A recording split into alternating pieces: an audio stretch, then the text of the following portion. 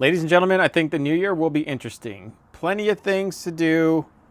I listened to you guys all 2024, which you really wanted. Learned a lot, and I think we're just going to pay it forward in this new year. So here's what we got going on. So busted my boat out. Got it prepped. I fixed a few things on it.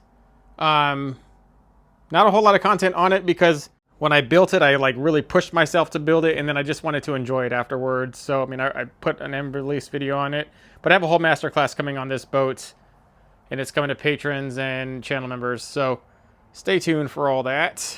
But if you guys want another walkthrough of this boat, we can totally do it. I also took all the boat parts off my bait making station and started making some baits again. I only really do bait making for a few weeks out of the entire year, and that's just honestly to supply my own self. There's all the resin and the catalyst and stuff, and it's been sitting there for I think 2 years. Surprisingly, it still works really good and nothing has really gone odd, other than it's a slight weird discolor, but other than that, nothing.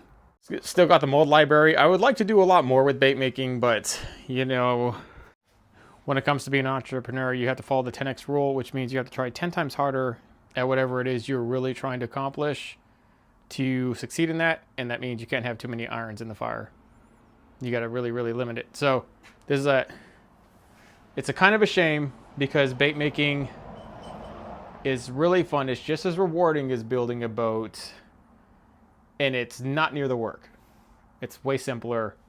And I just honestly, I got really far with it in a very short period of time. There was like a short period of time where I was testing the water, figuring out how to mix and match and weight it correctly. And then after I figured it out, boom. Like I've caught all my personal best fish off my own baits here in my home lake on my own boat. So, by the way, guys, you might see Chris more on this channel. So it's, you know, the channel is the Tiny Boat Nation. I am one person. I'm not supposed, I think it's kind of conceited or extremely grandiose to call yourself a whole nation. The Tiny Boat Nation really was for the people. And then once it started getting big, people started trying to rip off the name. And then when I would fight against them, be like, you can't do this. And they'd be like, well, who are you? Did you create it? And then there was all this fighting nonsense. So then it got into like a copyright war or a trademark war. And then I was like, you know, that's it. I'm just going to call myself the nation. So that's been lame. And honestly, being by yourself is kind of lame, especially the bigger and bigger your business scales. And then you're always going to be competing against teams anyways. So you need to form your team of Avengers. You can't just do it solo. You got to give up this lone wolf BS. And then you got to form a good team. So, I mean, the Tiny Boat Nation is formed pretty good organically. Like we've just organically ran into a bunch of doers that think very like-mindedly. People like Bash Brothers Fishing DMV, Naeem Green, Chris from Send It John Boats and ATF Hydrographics, and he's the guy who's been doing the the duck boat build. Thank heaven, because people have been asking me to do a duck boat build, and I'm like, I don't know what to do. I don't hunt ducks.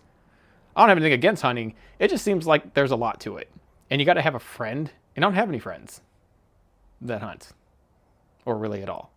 So he's like the perfect person to do the duck boat build. Finally, you get one, and it's because of him. We're all part of the team. We're all part of TB Nation Outdoors, the company, and so.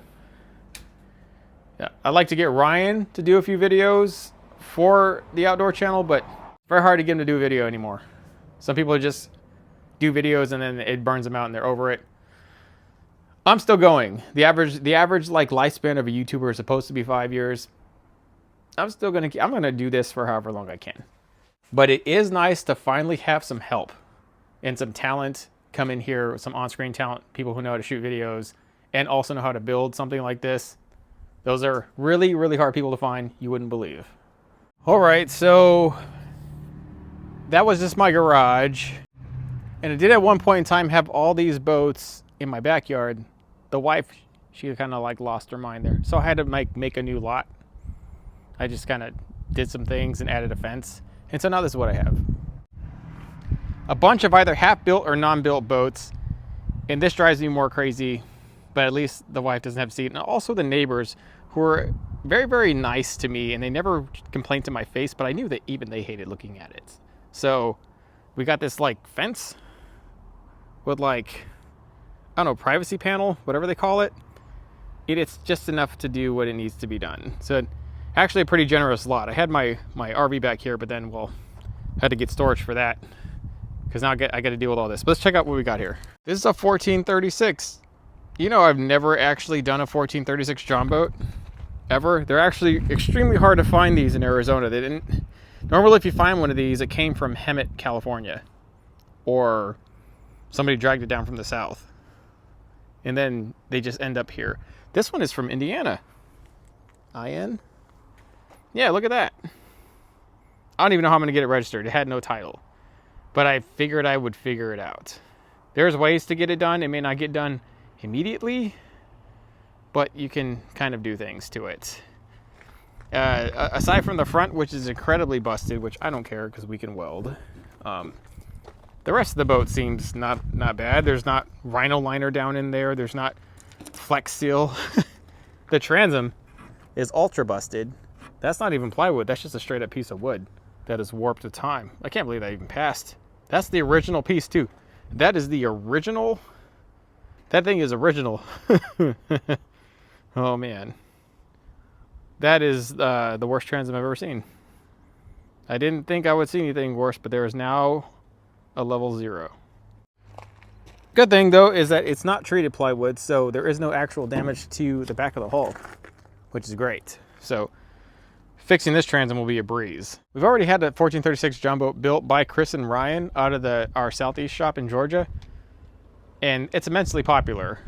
So I kind of don't want to redo what they did. They've already done a really good job making a conservative and very simplistic boat that you could actually build in one weekend if you floor yourself.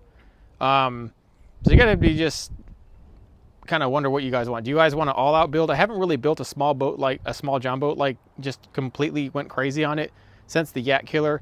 If you want a crazy build, we can talk about it. But you guys gotta want that, because I mean, it's fun. It's stressful, but whatever. This is my kayak. I did a bunch of mods to it. I actually have anchors that attach to this section and they fold over. I just took them off. This thing was actually really ridiculous. It had this upgraded box that I made. This thing is for sale, by the way. Oh, there's line in there. Oh, I need those things. Sweet. Anyways, had that. This is all custom. It's really nice. The kayak by itself is really nice. It's got a removable battery tray with lights and ports, stuff to charge your phone. I mean, the kayak itself was pretty good. So we just made it better, added some stuff. We actually had a live scope transducer mount that popped into the center drive here, but then we took it out and put Autoboat instead. This is the legacy unit. We put a smart head on here. This would be even better. But the legacy unit worked really good, especially with this 30-pound trolling motor. I thought it actually did really good. A lot of people are complaining, saying 30 pounds not enough for a kayak. This is a heavy kayak, and that thing held me pretty good in the wind, and I got a fair amount of speed. And I did have a 55 up here on the front because I made this whole front piece here, which I thought was pretty good. It was actually a lot of fun making that, and then routing all that. And then the bigger thing is I made this front out of Kusa and then resin coated it. And this was actually a motor mount for a trolling motor, like the Autoboat, because it had the Autoboat in the front. And I really didn't see a whole lot of difference in performance. It tracked a whole lot better in the front than it did in the center drive, but you know, that's just whatever. This is my giant fishing pontoon boat that I was building right before my tennis elbow kind of took me out, and I have not gotten back onto it, but the wife is stressing on me to finish it. So this is the actual boat this is the only boat she's ever actually been excited for me to finish. I wonder why. Best score I think I've gotten here so far is this. This is a 1448. This is even harder to find, let alone one in decent condition that doesn't have a million holes in it. Now there is some kind of nonsensical stuff like all these friggin' screws in here, but you know, that can be fixed. Or in that, oh yeah, and he put the whole ID number and not the actual plate number. And then there's these wood contraptions. You know, you gotta give him credit for the carpentry. Some carpentry pretty good. I mean, he even used like spar urethane. If you guys ever wonder why you don't use urethane, because it evaporates and pills up. Just like that. Doesn't last. See that? It really pills up there. Yeah. Yeah. not bad. Oh yeah, look, wooden compartments. He did all right. This decking idea is pretty good. Holes to let the water evaporate and bleed out from, and it's just that's actually pretty good. That's the most simple way of actually fixing the deck problem in a John boat, which is the worst problem in a John boat, to be honest.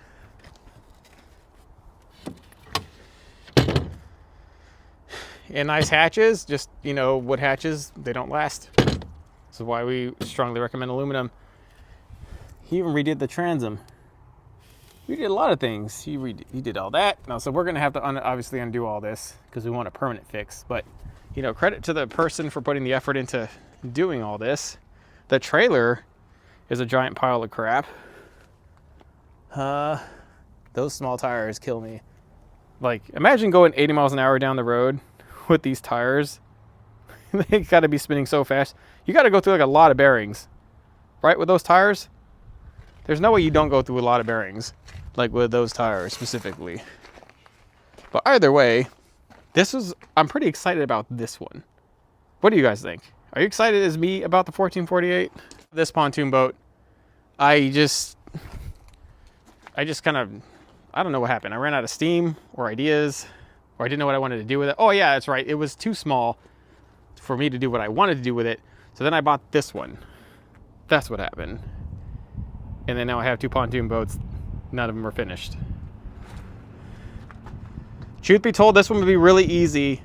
I was gonna do a conservative weekend warrior kind of thing on this one, because that's pretty much what it would take. It would be very, very quick. It would just be the simplest way to restore a pontoon boat. That's what this is going to be, a budget bill pontoon boat. This one, and then this one is going to be a ridiculous, who knows what it's going to be thing.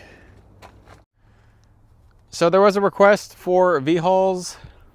I do have one, and you got to be really, we'll be actually redoing this one for like a 3rd time, believe it or not. So we just got to figure out exactly what you guys wanted it. All right guys, so this is a 15.5-foot smoker craft. This kind of sub 16-foot / 16-foot V-hull, like a really strong deep V with really high walls. I was able to do a lot with this thing. The thing I like about this boat the most was that it just proves a lot of what people say about foam wrong. So this one had foam in it like forever, like from its initial build. And this one is a pretty old boat. It's like 50 years old or something like that. It's old. And then all that foam was still good. Why? Because there was that center channel. You can see where the center channel started, right? It went all the way down the core, all the way down. And there's like no corrosion, hardly anywhere. There's those little like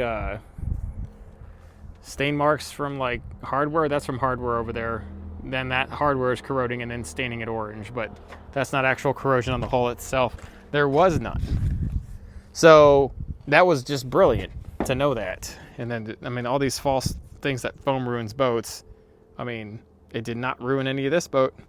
I did drop in our first drop-in aluminum transom that we made for me. So they'll make you custom ones. So a lot of these V-hulls have very odd shapes. If you make a cardboard template and you cut it out and you just fold it up and send it off to him, he'll make you this. So he made this one. Just like that. I just slapped it in here, just like I would have a wood transom. Made a few adjustments so it would slide in better. And that was actually a very, very solid transom. Very nice. It held pretty good. And I had a 60 horse on this thing. Boat is rated for a 50, still took a 60. We probably will put either a 40 or 50 on it again, just because it's a big boat. It really is a lot to push through the water. What do you guys want done to this one that we haven't already done to all the other V-hulls we've done on this channel? Just throw it. This is your time to throw out ideas, guys. Just lay them out there. Say whatever you got to say. Why not? Also, the nitro. I know you guys have wondered about the nitro. I just have, the crew came down and helped me put all new lids and turf in it. And so I need to honor that by finishing this. This is actually probably going to be the next in priority because it is so close to being finished. Because it should not have sitting here this long to not be finished. And really because I need the space in my backyard to put more things. We're going to get this one done and sell it. It's a pretty nice boat. So this one's coming up here in the Curie first. I do think that when this pontoon boat is done, that it will be pretty epic though. You just gotta stay tuned and see what we got going on in here. It's hard to envision it, but the vision also included possibly a third tune and like some other things in here that were gonna make it a little difficult. So there's just some things going on here. Wasn't sure how we're gonna pull all of it off, but it'll be able to be done. All right guys, that's it for now. Let me know what you guys think. Which one should we take on first after we finish the nitro? I also got other things coming up in the deal. I got one more really cool inflatable to show you guys. I'm also going to be reviewing the new Torqeedo motor and some few things. I got some electric outboard videos coming down the hatch. I think it'll be a really nice year for 2025. I mean, let's not get too carried away yet, but I have high hopes. I hope you guys do too. I'll see you out there in the next one. Peace.